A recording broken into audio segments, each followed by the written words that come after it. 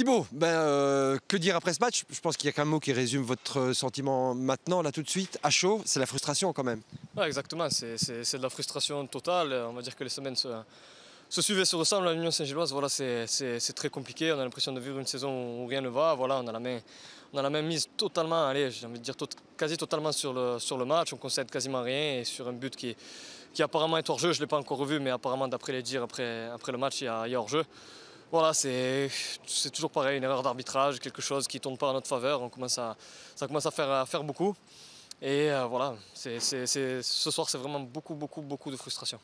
Alors c'est vrai qu'il y a hors-jeu, on le voit juste après sur l'image. On oublie De Keulaar quand même, qui est un des hommes à surveiller quand même, hein. Il a quelques mètres de liberté tout seul, hein. Oui, c'est ça, on a eu un petit problème de placement. Je pense que c'est pas Kevin Kiss qui doit aller au duel et justement lui couvrir sur De Keulaar. Donc bon, après, ça c'est des choses qui vont vite, ça se joue à un dixième de seconde, c'était une erreur de défense.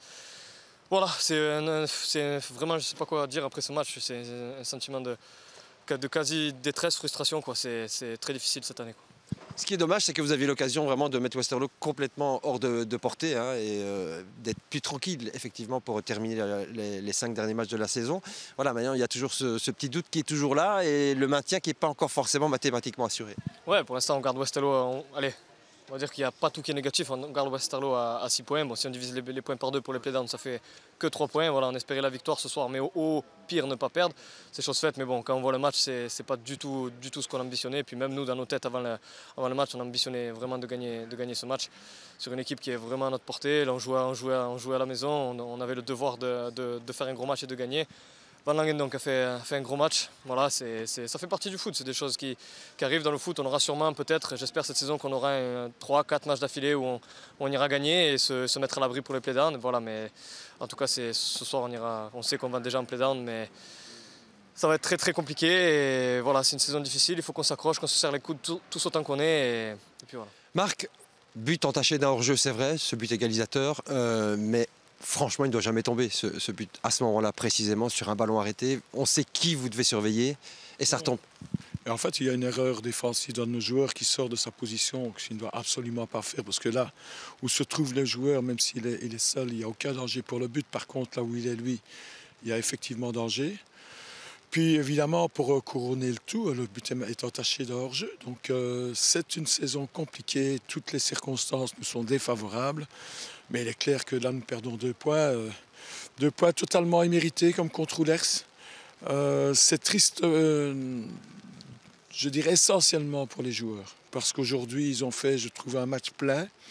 Compliqué dans la mesure où nous avons des problèmes d'effectifs et nous avons eu en cours de route encore des changements qu'on a dû apporter, et avec des possibilités de changement qui ne sont pas poste pour poste et qui posent des problèmes. Il faut changer toujours 2-3 jours de position. Mais l'état d'esprit était là.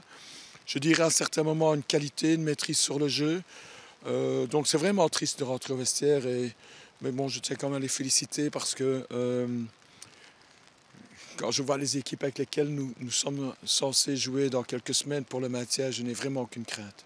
Par contre, ça peut être décourageant, mentalement, psychologiquement, pour vos joueurs. Voilà, ça se répète, et finalement, la donne ne change jamais. Oui, tout à fait. C'est très dur, mais je trouve que nous n'avons encore que plus de mérite. Parce qu'on se bat contre nous-mêmes, contre l'adversaire. Aujourd'hui, on ne peut pas dire que c'était impressionnant.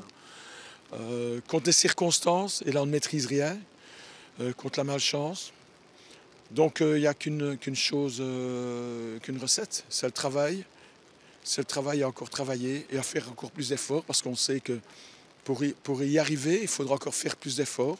Mais je n'ai pas de doute parce que j'ai un groupe qui a une excellente mentalité. Et j'ai confiance dans le travail que nous faisons, donc on y arrivera. Alors une petite question coulisse, Marc Grosjean. Tout à l'heure à la mi-temps, on a vu Nathan Kabasele signé à l'Union Saint-Gilloise. Voilà enfin une bonne nouvelle, j'ai envie de dire. C'est une bonne nouvelle. J'espère pour lui qu'il ne va pas tomber dans la même potion de poisse que ses partenaires attaquants. Ouais, ses partenaires, ceux qui auraient pu l'être. Mais en tous les cas, je pense que c'est un fort de choix, hein. Un bon attaquant, un garçon qui va nous apporter de la qualité, de l'expérience. J'espère qu'il va aussi marquer des buts.